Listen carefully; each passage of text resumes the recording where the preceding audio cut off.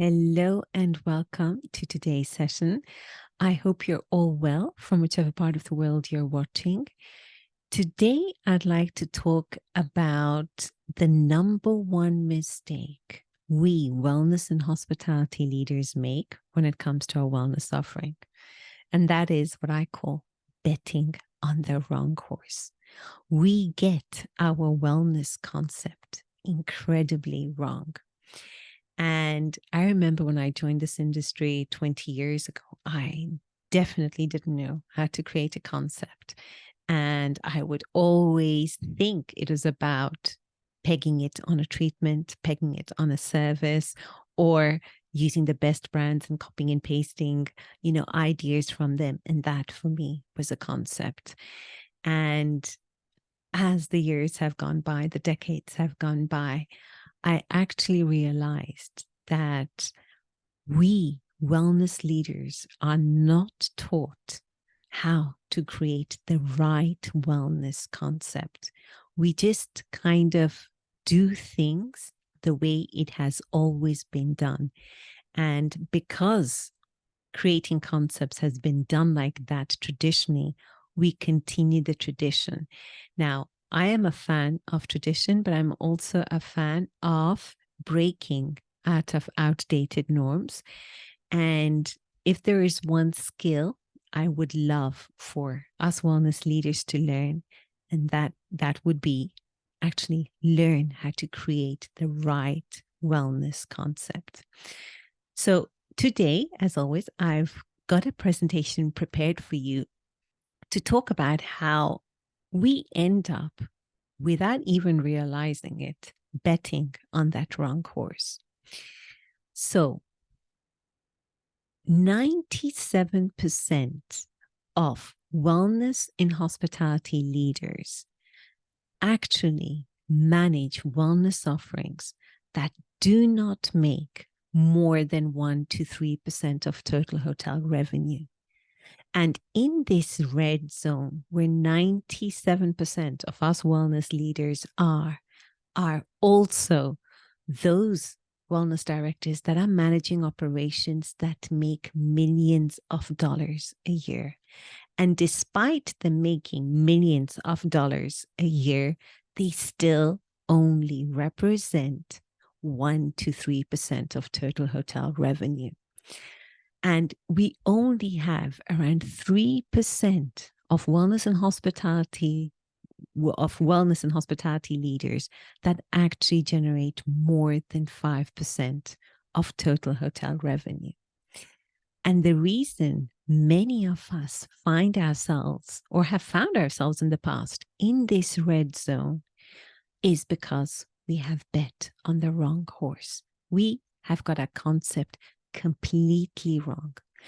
And when you get your concept wrong from the get-go, you can try to build whatever you want to upon that weak base, but it will never, ever be more than 1 to 3% of total hotel revenue. And the reason we end up betting on the wrong horse is that we firstly peg our entire wellness concept around a therapy, treatment, a brand, or a fancy, flashy piece of equipment. And we peg that entire concept on these services of what I call the toolbox.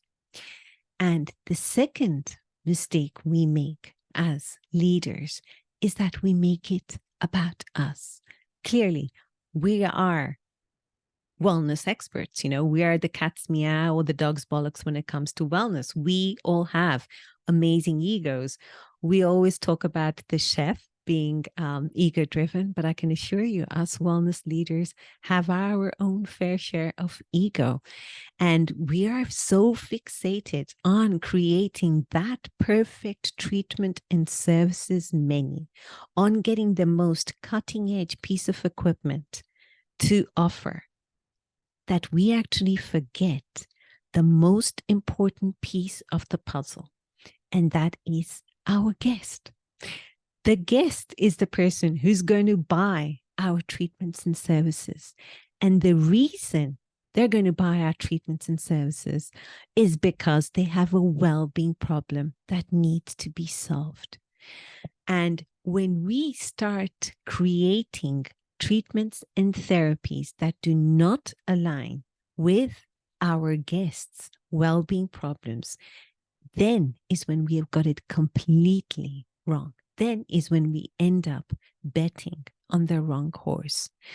So what I wanted to do when I was actually creating my essence model was like, how can we prevent ourselves from betting on that wrong horse?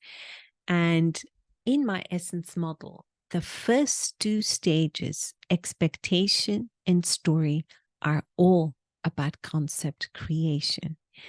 In expectation, we work on ensuring that we have an asset from the get-go. In my previous videos, I have talked about the 4 types of wellness offering. We have the liability, the risk, the opportunity, and asset. And not all wellness offerings are assets from the get-go. You have to get your wellness offering into a concept that actually falls into the asset quadrant.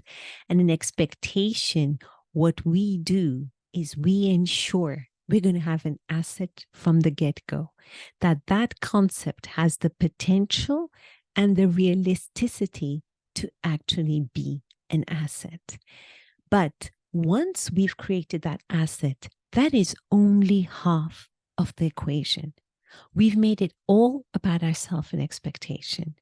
The next and incredibly important part of creating the concept is the second stage, story.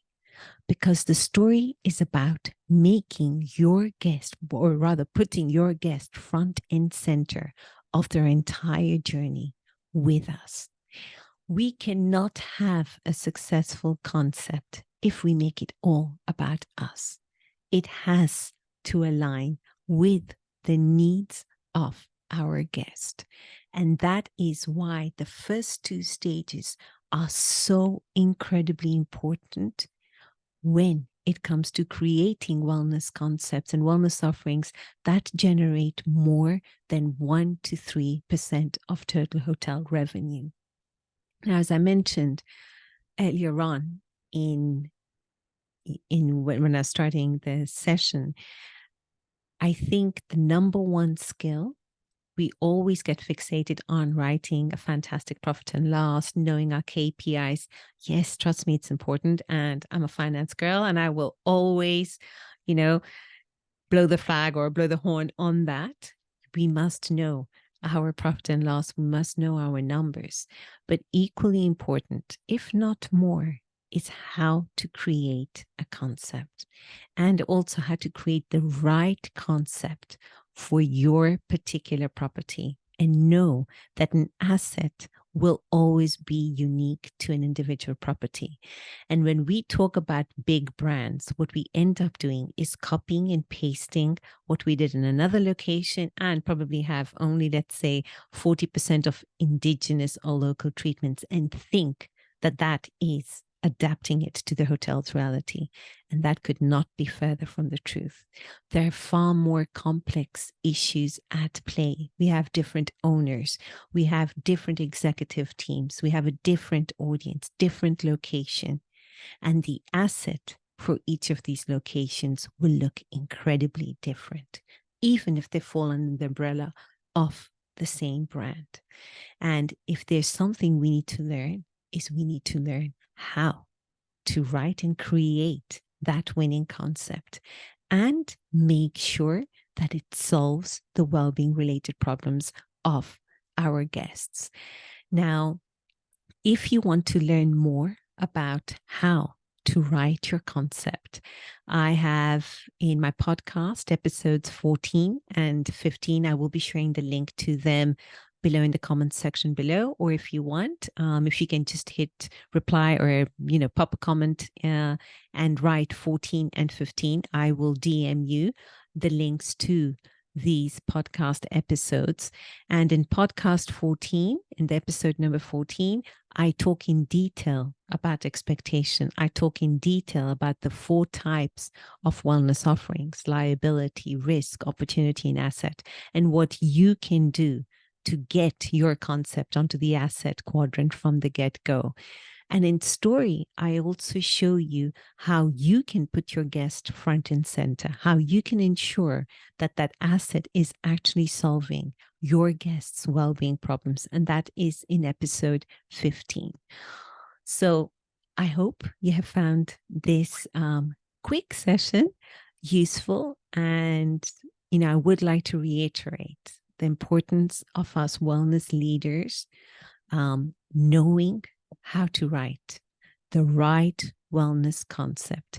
And it doesn't need to be a painfully long and expensive experience. It can actually be a very simple and straightforward process, provided you know what you're doing and what you need to do to get your concept onto that asset quadrant.